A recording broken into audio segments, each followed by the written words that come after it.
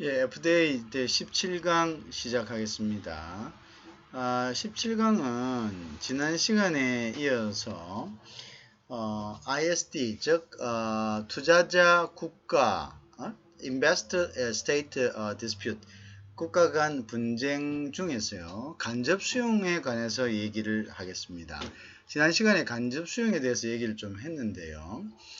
그래서 이제 이 간접 수용 부분은 굉장히 사실은 핫 이슈 중에 하나였습니다. 간접 수용이라는 게 그럼 뭐냐? 직접 수용은 뭐고 간접 수용은 뭐냐? 직접 수용 국가가 필요에 의해 가지고 개인의 사유재산을 직접적으로 매입해버리는 거죠, 그죠? 일종의 강제적인 수단으로, 그죠? 매입해버리는 걸 갖다 그걸 우리가 이제 직접 수용이다 이렇게 이야기하는데요. 근데 이제 이 반에서 간접 수용이란 것은 직접 수용의 그 형태는 취하지 않지만 사실상 개인의 재산에 대해서 어떤 재산권에 불이익을 주는 거죠. 그럼 예를 들어서 어떤 거냐? 내가 이제 어떤 외국인이 미래를 보고 투자를 했어요. 그죠? 우리가 뭐 개인도 마찬가지죠. 근데 이제 우리가 이제 외국인 투자에 대해서 알아야 될 몇 가지 그 가이드라인이 있죠. 뭐냐?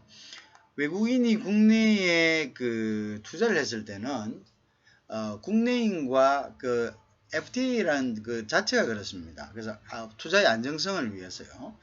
국내인과 똑같은 대우를 한다는 것이 바로 그 내국민 대우가 되겠습니다. 그죠? 내국민 대우는 이제 국내에 투자된 자본에 대해서, 국내로 들어온 자본에 대해서는 이제 내국민과 같은 그런 이제 그 대우를 한다.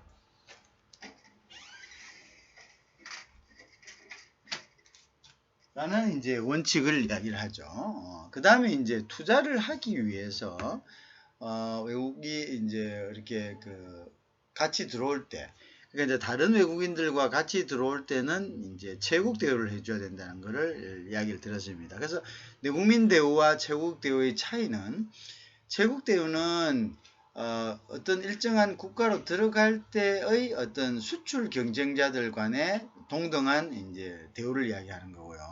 그 다음에 국내에 들어왔을 때는 이제는 이제 국내에 있는 그 나라에 있는 그러니까 domestic firm들죠. 그러니까 indigenous firm들, 국내에 상주하는 이러한 그 기업들과 동등한 대우를 이제 요구하는 것을 말하는 거죠. 그것을 우리가 내국민 대우다 이렇게 이야기합니다. 이제 거기에 플러스요. 투자자들에 대해서는 이제 수용 시, 이제 수용할 경우, 수용이라는 것은 이제 수용은 거의 강제 수용을 의미하는 거죠. 대신에 보상이 따르는 수용을 이야기합니다. 그래서 수용 시의 그 보상을 해야 된다는 거고요. 국제보상 최저대우 보장, 그 다음에 또한 송금 보장 등이 보장이 되어야 되는 거죠. FTA에서는 이제 그러한 보장들이 기본적으로 이제 돼야 되고, 국제보상 최저대우 보장이란 것은 지난번 시간에 이야기했습니다. 일단은 미니멈으로 보장을 해놓고 이제 점차적으로 추가적으로 보장하는 이런 시스템을 이야기를 드렸죠. 어쨌든 이런 이제 내국민 대우, 채국 대우, 그다음에 수용 시의 보상, 국제법상의 그다음 최저대우 보장, 송금 보장 등은 특히 외국인 투자자들, 그죠? 인베스터들에게 기본적으로 보장되어야 되는 이러한 그 제도들입니다. 자, 그런데 이제 여기에서 이제 이런 점들에 대해서요. 그럼 이제 인베스터 스테이트 간 그 분쟁에 있어서 투자자 그리고 국가 간의 그 분쟁에 있어서 그럼 간접 수용이 왜 문제가 되었느냐? 자, 이 간접 수용이란 것은 굉장히 사실은 애매모호한 개념으로 이번 그 FTA에 뭐 이렇게 협상이 되었다라고 사실은 알려져 있었습니다. 그죠? 그러면 이제 이런 거죠. 예를 든다면 간접 수용은 어떤 거예요? 내가 이제 강남에, 예를 들어서 어디에, 또는 뭐 어디 뭐 개발이 예상될 지역에, 왜냐면 이제 도시는 끊임없이 개발을 하니까요. 외국인 투자가 이제 리얼 에스테이트를 갖다가, 부동산을 갖다가 매입을 했습니다. 미래를 보고요. 그런데 이제 개발이 딱 될 무렵에 개발이 딱 될 무렵에 이제 국가가 일정 지역을 뭐 이렇게 개발 제한 지역으로 묶어버린다든가 내지는 그다음 개발 그 이익 환수를 해버린다든가 뭐 이렇게 돼버리면은 지금까지 투자했던 이런 모든 부분들이 다 뭐냐면 의미가 없게 되잖아요. 그죠? 그래서 의미가 없게 돼버리면은 이 사람은 재산상에 대해서 굉장한 손해를 보게 되겠죠. 이러한 경우를 갖다가 우리가 간접 수용이다 이렇게 이야기합니다. 이러한 경우를 우리가 간접 수용이다라고 이야기합니다. 결국 간접 수용이란 것은 국가가 특정한 국가가 어떤 보건상의 이유라든가 그다음에 뭐 안전상의 이유라든가 환경이라든가 또는 부동산 안전화 같은 이러한 그 어떤 복지적인 공공의 목적을 위해서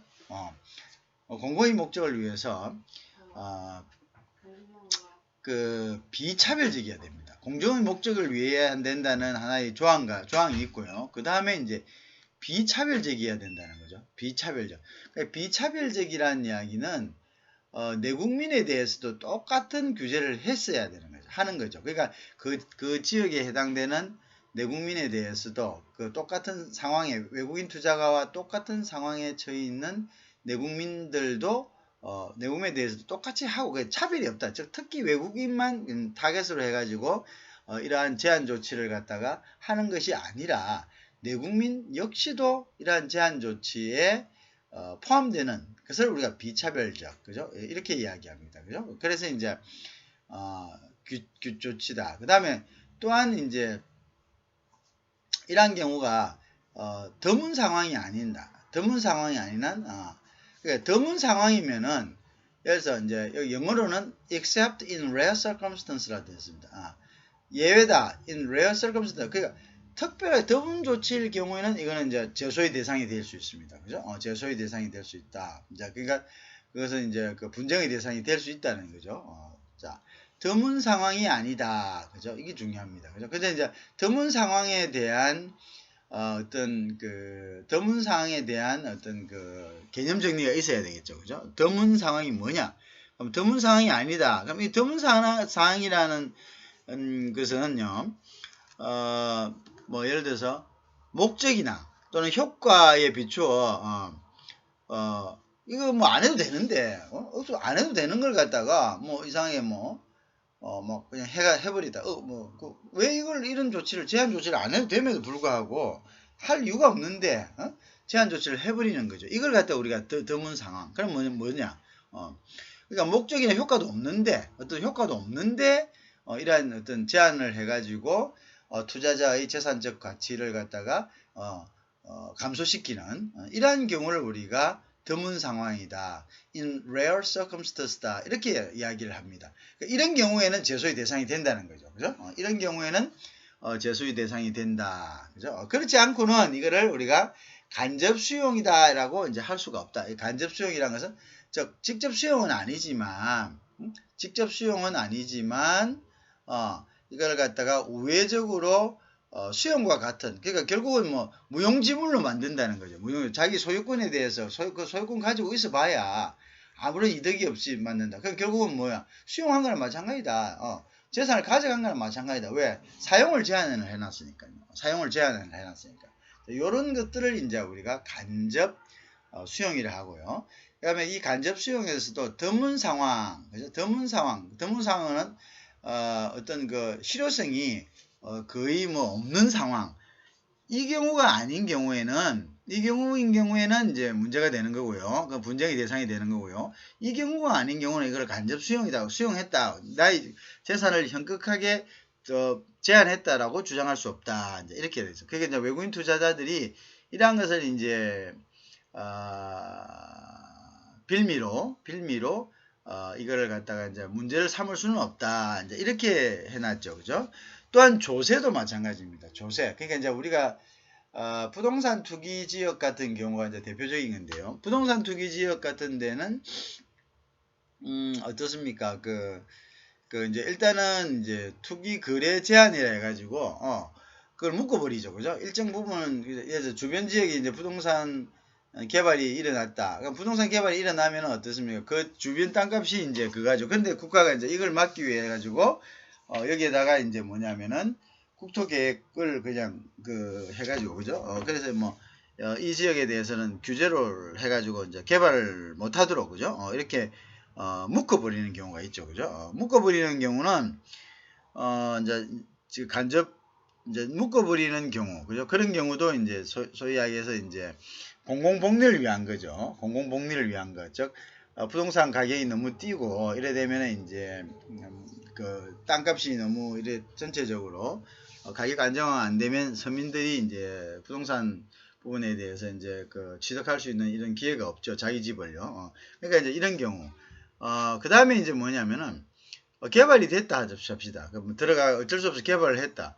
개발을 했는데 개발한 거 다 속된 말로 뭐 이렇게 이런 표현이 좀 그렇지만 뭐 다 뱉어내라, 기어내라. 그게 뭡니까? 그러니까 개발 뭡니까? 이익 환수죠. 개발 이익을 환수다. 그러니까 땅값이 그만큼 올랐으면 그만큼에 대해서 뭡니까? 세금을 부과해 버리는 거죠. 자, 이러한 세금 부분도 뭐냐? 조세라고 하죠. 그죠? 이런 조세 부분도 사실은 간접 수용에 해당되지 않는다고 이제 명시를 했다 이거죠. 명시를 했다. 그러니까 걱정하지 마라 이런 이야기입니다. 명시를 했다. 그러니까 결국은 이제 이런 조세 부분은 이제 부속소에다가 ISD 부속소에 조세 부분은 간접 수용으로 보지 않는다. 간접 수용으로 보지 않는다는 이야기는 외국인들이 이 부분에 대해서 이런 그 부분에 대해서 국가가 대한민국 국가가 또는 미국이 그 공공적인 목적에 의해 가지고 이러한 정책을 쓸 때는 그죠? 이런 부분에 대해서는 제소할 수 없다라고 규정을 서로 했다라는 것이 이제 정부의 주장입니다. 그죠? 그래서 이제 예를 들어서 뭐 강남 같은데 서울에 이제 그런 부분들에는 외국인들이 투자를 많이 하겠죠. 건물이나 뭐 건물도 하겠고 뭐 재개발도 하겠고 많이 하겠죠. 자, 그런데 예를 들어서 이제 규제를 한다고 하자. 그럼 규제를 하면은 외국인들이 막 그에 대해서 뭘 일으킨다는 겁니까? 소를 일으킨다는 거죠. 소를 일으킨다는 거다. 그러면 이제 소를 일으키면은 결국은 어떻게 됩니까? 그 정부가 뭐 거기에 이제 기법을 한다는 거죠. 거기에 이제 손을 들고 규제를 하지 못하니까 땅값은 더욱더 오르겠다라는 것이 이제 이런 그 FTA를 반대하는 국내의 일종의 여론이었죠. 그러니까 이런 부분들 ISD 부분들에 대해서는 우리가 뭐 이 저 극도로 이런 협정 내용들 자체를 강화해야 된다라고 했지만 실질적으로 이거를 강화되면은 이제 협정이 또 안 될 수도 있잖아요. 그죠? 왜냐면 외국인 투자자들에게 불리하게 이렇게 해놓는다면은 외국인 투자자들이 그거를 그 투자를 하겠습니까? 역지사지로 생각하면 그죠? 나의 재산이 투자가 됐는데 그 투자된 재산이 그 미국이 아니라 저 한국 당국의 어떤 정책에 의해 가지고 뭔가 이게 좌지우지되고 쉽게 좌지우지된다면 불안정해지겠죠. 이런 불안정한 상황은 투자자들은 원치 않는다. 그죠? 그래서 이제 그런 부분들이 있고요. 그 다음에 이제 뭐냐면 이 간접 수용 문제에 대해서는 자구 자체가 굉장히 추상적이다. 여기 아까 이야기하는 드문 상황이 아닌 것은 뭐 어떤 게 드문 상황이 아니냐. 그럼 어떤 게 드문 상황이냐 이거죠. 그럼 드문 상황을 이유로 해가지고 외국인 투자자들이 소를 제기할 거 아니냐. 그렇게 되면은 만약에 그런 거로 해갖고 어떤 국가의 정책이란 게 부동산 정책이란 게 그러니까 전국적으로 이제 FTA를 반대하는 쪽의 입장은 국가 주권주의입니다. 그러니까 국가가 어차피 봐라. 자기 나라에서 자기 나라를 통제하거나 이렇게 해야 되는 정부의 기능 자체가 결국은 FTA를 체결한 상대국에 의해서 좌지우지 될 수 있다. 그러니까 이거는 주권 상실이다. 이런 이제 주장이었죠. 그죠? 마찬가지죠. 이제 간접 수용이나 이런 것도 이런 것에 대해서 계속적으로 일을 제기해버리면은 외국인 투자가들이 국가가 부동산 정책이라는 어떤 정책 자체를 갖다가 안정화 정책이라든지 어떤 공공적인 정책 자체를 어떻게 할 수 없다, 진행할 수 없다. 그거는 결국은 뭐냐? 국가 자체가 어떤 자기 주권을 행사할 수 없다. 이제 이거죠. 이제 그런 면에서 이제 그 주장이 계속되고 되어 왔던 거고, 이 부분은 굉장히 이제 국가 주권적인 의미에서의 FTA는 우리가 이제 굉장히 좀 심도 있게 그 부분을 한번 검토해 봐야 된다. 그런 부분도 이제 중요한 역할 중에 하나입니다. 그죠? 우리가 그죠? FTA를 공부하는 사람들이 그죠? 그렇다. 자, 그래서 이제 그게 그 investor state dispute 이거 이제 제도를 처음에는 이제 협정 내용에서 제외하자고 했지만 이게 제외된다면은 이게 누가 투자를 하겠습니까? 투자가 안 되죠. 그죠?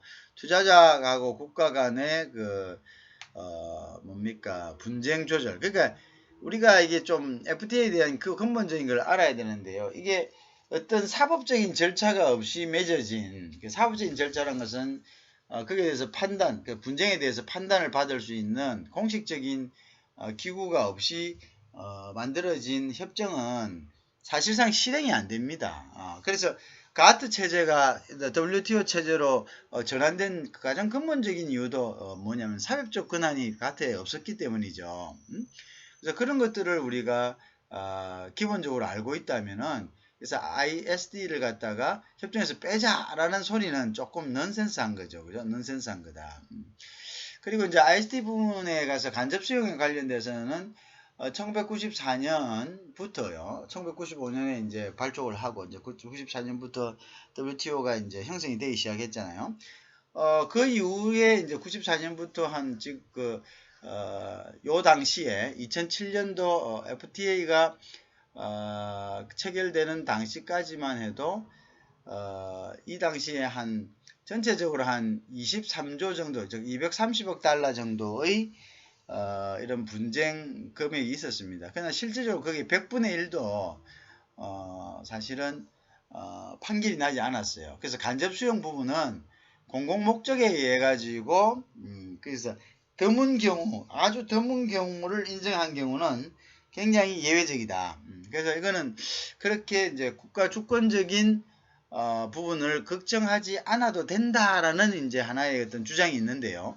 이제 그런 부분들도 사실은 통계적으로는 이제 그 이야기가 맞을 수가 있겠죠. 그죠? 데이터적으로는. 왜냐하면 뭐 거의 뭐 10분의 100분의 1이라는 것은 거의 뭐 인정이 안 됐다는 이야기잖아요. 그죠? 그 금액으로 청구 금액에 비해서. 그런데 이제 어쨌든 간에 이러한 부분들이 이제 그 뭐 어떤 문제는 될 수 있다는 거죠. 그 추상성으로 인해 가지고. 그래서 이제 국가는 이런 부분들이 추상성이 없다고 얘기하지만 이번에 이제 한미 FTA에서는 이게 굉장히 명확하게 그리고 디테일하게 이제 그 돼 있다고 하지만 사실은 또 이제 그런 부분들이 해석상의 문제가 있겠죠. 그죠? 자, 그래서 이제 이런 부분들에 대해서 우리가 그죠? 이제 그거 해야죠. 그 다음에 이제 또 어떤 경우냐면 이제 이런 거 있죠. 지금 예를 들어서 상업지역에 투자를 했다. 뭐 이런 것들은 뭐 크게 큰 부분을 차지하지 않습니다. 그런데 이거 이제 상업지역을 갖다가 뭐 예를 들어서 이거 뭐 목적이 해가지고 우리가 이거 뭐 숲을 좀 조성하고 환경적인 면에서 그린 시티를 만들어야 되겠다. 그래서 이 지역은 뭐 더 이상 이제 뭐 이렇게 건물을 짓지 못하게 하자. 이거는 좀 이제 좀 아닌 거죠. 그죠? 이거는 이제 기존에 가졌던 기득권을 뺏어버리는 거잖아요. 그래서 뭐 기존에 없는데 이걸 상업적으로 한다. 그런데 개발 이득이 생기고 아니면 부동산 투기가 우려되니까 지금 주거지역으로 되어 있는 걸 갖다가 상업지역으로 되어 있는 일부를 갖다가 제한한다. 이거는 이제 새로운 어떤 그 권한이나 새로운 이득이 추가가 되는 거잖아요. 이럴 경우에는 이거는 간접 수용에 해당되지 않습니다. 그죠? 그런데 상업지역이나 주거지역으로 돼 있는데 이걸 갖다가 여기는 이제 앞으로는 그린벨트 하니까 이제 집 못 짓는다. 이렇게 해버리는 것은 이거는 이제 드문 경우에 해당하는 겁니다. 그렇기 때문에 이거는 간접 수용에 해당하는 거고 이거는 이제 뭐냐면 안 된다 이거죠. 이런 경우는 보상 규정이 외국인이나 내국인이나 똑같은 조건에서 보상을 해줘야 된다. 이런 이제 원칙이 되는 거죠, 그죠? 그렇죠? 자, 아까 그런 경우에는 이제 그래서 제한하는 경우에는 보상하진 않죠, 그죠? 보상하진 않습니다, 그죠? 이런 경우에는 이제 아까 기득권을 가지고 있는 기득권을 뺏어버릴 경우에는 그 경우는 어떤 경우 하면 이제 간접 수용에 해당되겠죠. 그러면 그건 수용에 준해 가지고 보상이 이루어져야 되는 겁니다, 그죠? 자, 그렇다 그런 것들을 이제 자. 그리고 이제 예시적인 거 그죠? 뭐 우리가 이제 그래서 이제 이렇게 해놨습니다. 예를 들어서 이제 그 부동산 가격 안정화, 조세, 공공정책, 그죠? 이제 이런 것으로 인해 가지고 어떤 재산을 제한하는 거죠. 그러니까 소위 이야기하는 이제 이거는 간접 제한은 아니지만 외국인들이 이제 간접 수용이라고 이제 주장하는 이런 부분들, 그죠? 이런 부분들은 간접 수용에 해당하지 않는다라고 이제 명시를 해놨다. 예를 들어서, 그죠? 근데 이제, 사실상, 이 부분이 굉장히 추상적입니다. 그죠? 추상적이기 때문에, 이게 이제 뭐, 하나, 어떤 그거 할 수가 있어요. 그 뭐냐면, 하나의 분쟁의 어떤 대상이 될 수는 있는 겁니다. 그 부분은 우리가 부인할 수 없는 거거든요. 그죠? 그래서 이제, 추상적이다. 그러니까 그 어떤, 제시하는 부분이 이제 추상적이다. 그런 부분들은 이제 있다는 것은 이제 알아야 되겠죠. 자.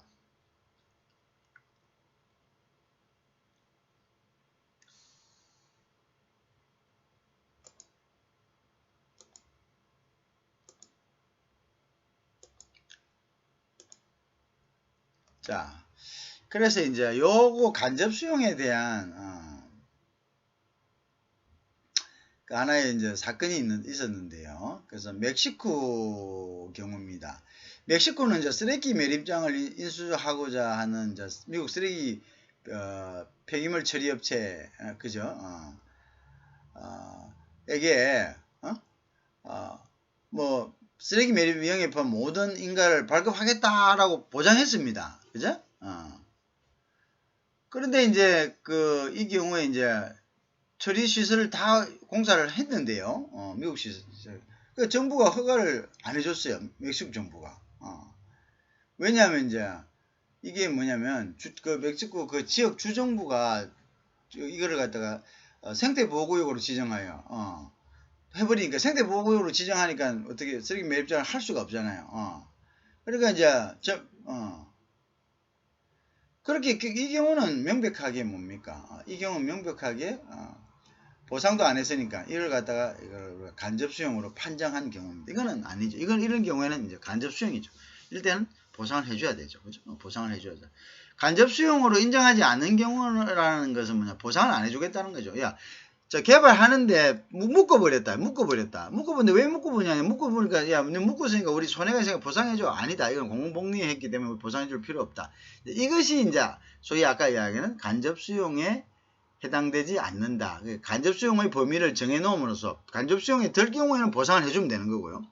간접 수용에 해당하지 않고도 재산권을 제한했지만 간접 수용이라고 공공복리를 위한 것은 이거는 간접 수용이 아니다. 재산권을 제한하긴 했어도 그럴 경우에는 해당 국가가 투자자에게 재산권에 대한 손실을 보상해주지 않습니다.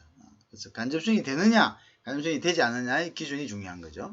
그래서 멕시코의 사례는 허가까지 다 내주고 다 내준다고 해놓고는 나중에 주정부하고 조율이 안 돼가지고 그렇게 되는 경우는 그거는 간접수용이니까 그거는 보상해주라 라는 것이 취지입니다. 무슨 말인지 아시겠죠? 그래서 ISD에 있어서 투자자 그 다음에 국가 간 분쟁에 있어서 간접수용의 의미는요.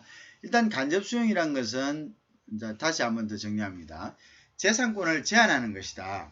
재산권을 제한한 것인데 이 재산권을 제한하는 부분에 있어서 보상을 해주느냐 보상을 해주지 않느냐의 차이입니다. 그래서 보상을 간접 수용이 될 경우는 보상을 해줘야 되고요. 그 다음에 재산권을 제한했지만 공공복리라든지 여러가지 공공복리 종류는 여러가지 있었습니다. 부동산 안정이라든지 투기과열 뭐 이런 거 여러가지 있었죠. 그 다음 환경 그 다음에 안전 뭐 이런 국방 뭐 여러 가지 예시적인 조항이 있습니다. 그 예시라는 것은 예시 조항이 있다는 것은 단지 예시다. 예시. 예를 드는 것뿐이다. 그죠? 예를 드는 것뿐이다. 그 다음에 뭐냐? 다른 것도 해당되는 거 있으면 얼마든지 거기에 적용할 수 있다는 거죠. 그러니까 이게 사실은 뭐냐면 디스퓨트 할 수 있다는 거예요. 분쟁의 여지가 있다는 거예요. 추상적이기 때문에. 그죠? 추상적이다. 예시 조항을 했다는 것은 그 다음 필요한 부분도 계속적으로 적용할 수 있다는 거죠. 그럼 그렇다는 이야기는 그 필요한 부분에 대해서의 그것이 이제 그게 해당되느냐 해당되지 않느냐는 계속적으로 논쟁의 대상이 될 수밖에 없는 거죠. 그죠? 자, 그렇다. 자, 그 부분을 그렇게 이제 정리를 해주시면 되겠습니다. 자, 그래서 기득권을 뺏는 것은 그것은 간접 수용에 해당되는 겁니다. 알겠죠? 근데 새로운 이득을 추가되는 것은 국가가 그것을 제한하더라도 거기에 대해서는 공공복리적인 것이라면은 거기에 대해서 보상할 의무는 없다. 왜? 간접 수용에 해당되지 않기 때문이다. 그렇죠?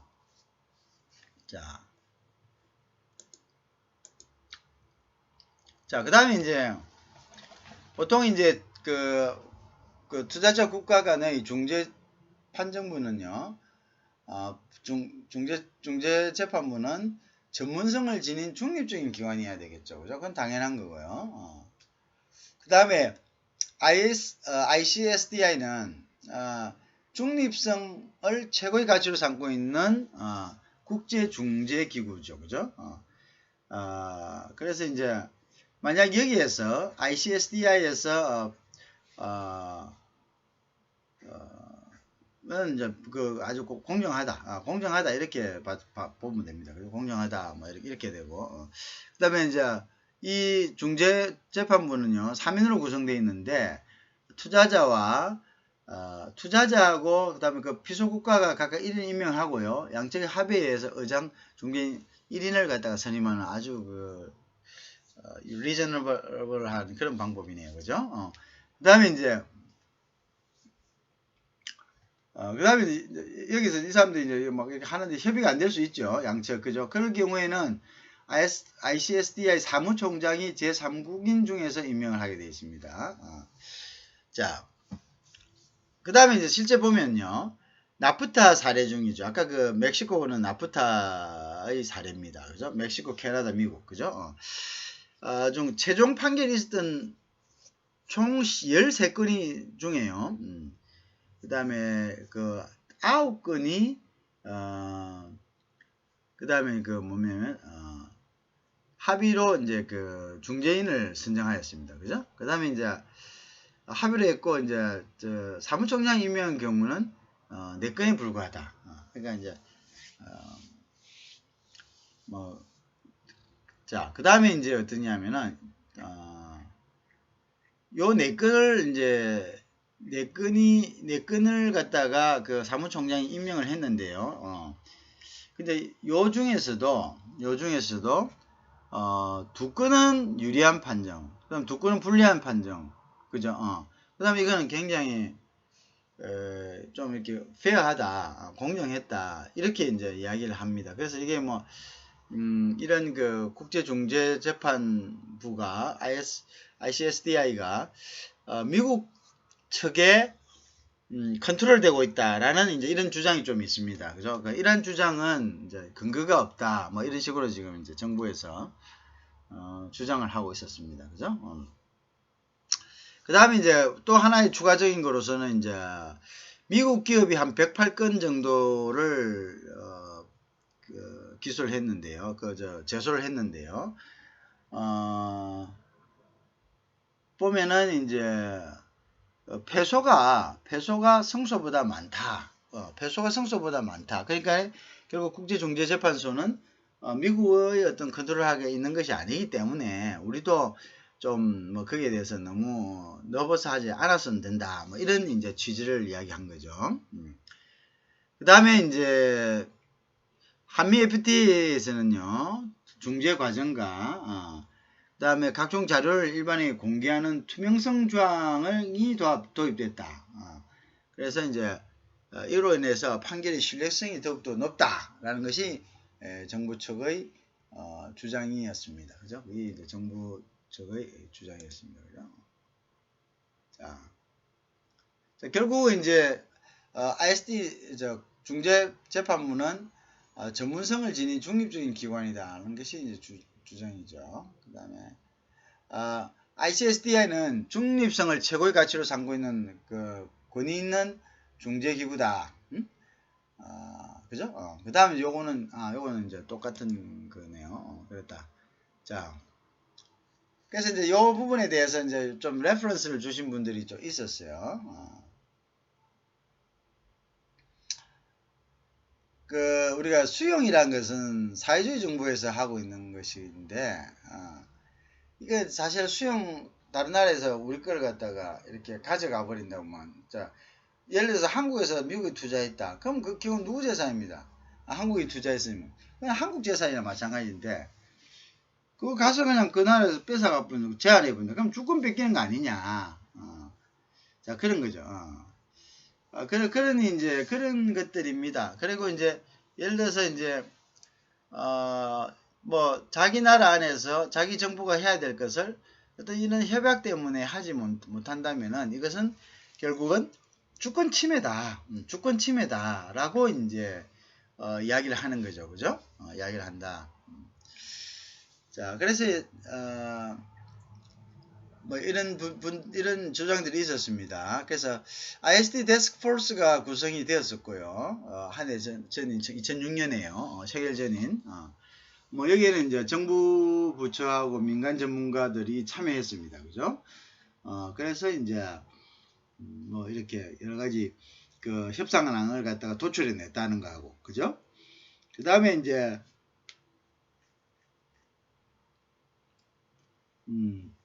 뭐 그 보면은 아까 멕시코 같은 경우에 그게 이제 그의 어떤 뭡니까 손해배상을 청구해 가지고 이제 받아냈잖아요. 아까 멕시코 그 쓰레기 매립장 같은 경우에. 그래 이제 우리나라도 미국한테 속수무책 그렇게 당할 거다. 너희들 우리가 뭘 그렇게 그거 하다고 뭐 이길 수 있겠느냐. 근데 이제 거기에 대해서 이제 우리는 경제 시스템이 잘 갖춰졌다라고 이제 얘기를 하는데 모르겠습니다. 뭐 그거는 우리가 경제 시스템이 그들보다 앞서지 않는지는 뭐 지금까지 잘 모르겠습니다. 그들 나라도 한때는 우리나라보다 훨씬 더 잘 사는 나라들이었죠. 그럼에도 불구하고 이제 뭐 그런 부분들이 있었잖아요. 미국으로부터 배상을 청구당해서 그액의 손해배상을 지불한 그런 경험들이 있습니다. 그죠? 그 다음 남미 중에 특히 아르헨티나 같은 경우는 경제위기 당시 정부가 취한 정책 때문에 무려 40건의 ISD 제소를 당했다. 이렇게 이야기합니다. 그죠? 그 다음에 당시 이제 아르헨티나 사실은 그 세계에서 그때 뭐 GDP가 5위 안에 드는, 그죠? 막강한, 그죠?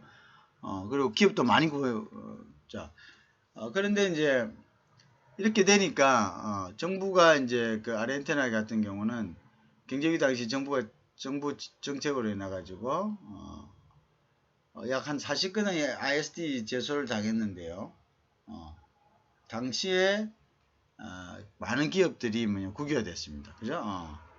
그 다음에 이제 그 이유는 뭐냐면 외국 기업이 투자한 자산은 다 박탈됐고, 그죠?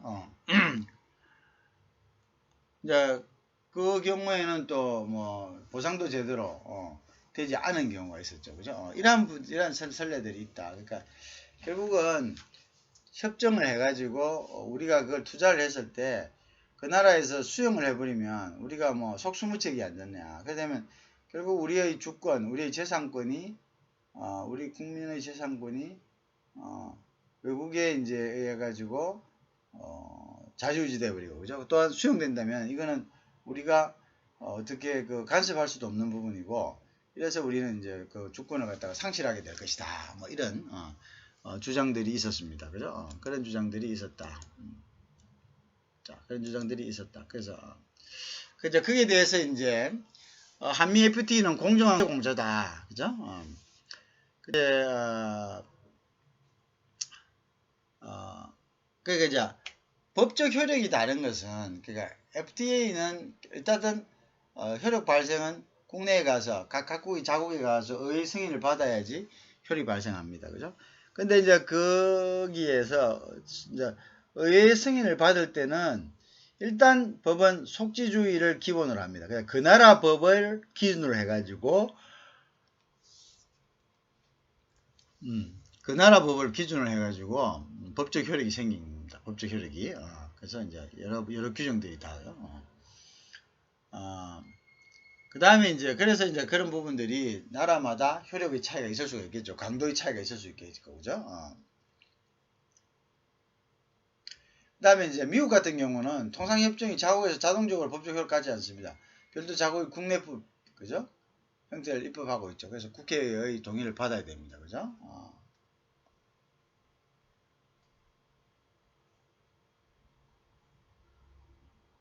자, 그 다음에 이제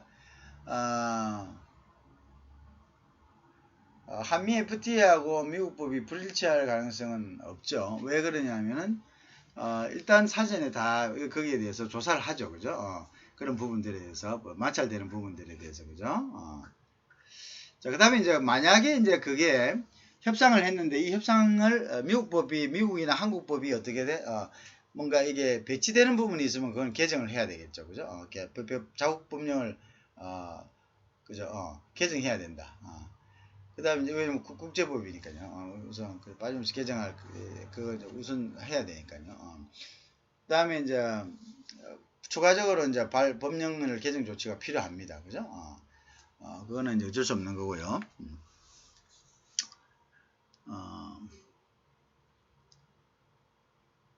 자, 만약에 한미 FTA와 미국 국내법이 불일치한다고 합시다. 자, 그래서 이제 이럴 경우에는 조약에 관한 비엔나 협약 27조가 있습니다. 조약에 관한 비엔나 협약 27조. 그 다음에 또 한미 FTA 제1장 3조에 따라서요. 한미 FTA를 이행할 의무가 있습니다. 그 다음에 우리나라는 미측의 협정 이행을 위한 조치를 요구할 수 있습니다. 그죠? 무슨 말인지 알겠죠? 불일치하는 경우에는 우리가 이행을 할 수 있습니다. 우리가 먼저 우선적으로 이행을 요구할 수가 있습니다. 그 부분들을 이제 잘 알아두시기 바랍니다. 자, 그럼 비엔나 협정 2027조는 뭐냐면은 어느 당사국도 조약의 불이행에 대한 정당화의 방법으로 국내법 규정을 원용해서, 우리 국내법이 이러니까 조약 안 됩니다. 이렇게 할 수 없다. 조약이 우선이다. 이런 이야기입니다. 그죠? 그 다음에 이제 한미 FTA 제1장 1.3조, 자, 양 당사국은 이 협정 규율 효력을 부여하기 위해서 필요한 조치가 취해지도록 보장한다. 즉, 국내법을 개정해야 된다. 이런 개정의 의무가 있다는 거죠. 그죠? 개정의 의무가 있다. 이런 부분들이 되겠습니다. 자, 그러면 지금 이제 우리가 지금까지 한미 FTA 부분에 대해서요. 한미 FTA가 효력이 발생할 2012년도에 한 번 더 이제 11년도에 개정을 하고요. 그 다음에 이제 7년도에 그걸 한번 했죠. 7년도에 이제 체결하고 그 효력 발행이 2012년도에 이제 효력이 이제 발행되기 전 2011년도에 한 번 더 이제 수정을 했죠. 자, 효력 발행 전에 이제 국가가 정부가 이제 한미 FTA에 대한 정부 측 설명을 이제 쭉 이제 올린 것이고요. 우리는 지금 이제 그것을 이제 한번 리뷰를 해본 것입니다. 자, 그러면 이제 다음 스텝은 뭐야 돼야 되겠습니까? 다음 스텝은 이제 효력이 발생된 이후에 그 다음에 최근에 2019년도에 이제 한번 다시 개정이 되었죠. 개정되기까지의 이제 FTA 한미 FTA의 어떤 성과들을 이제 우리가 한번 짚어봅니다. 자, 그 성과들을 짚어봄으로써 앞에 지금 우리가 지금까지 배운 2011년도 국가가 국민들에게 홍보했던 이 부분들이 얼마만큼 차이가 있는지 현재와 그 부분을 우리가 한번 짚어보면 되겠죠.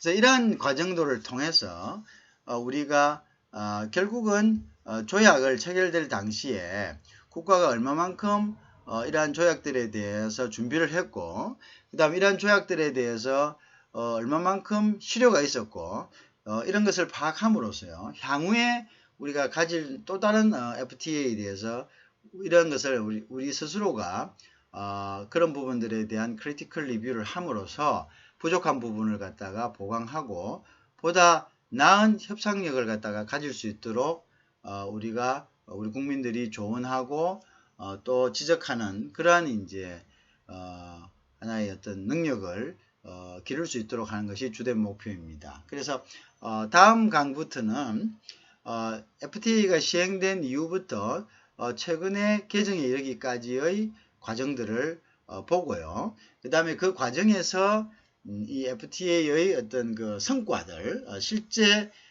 시행되기 전에 국가가 국민들에게 그 발표했던 그 부분들과를 한번 비교해보는 이제 그런 강의로 나아갈 수 있도록 하겠습니다. 예. 자, 오늘은 17강은 여기서 마무리하도록 하겠습니다. 고맙습니다.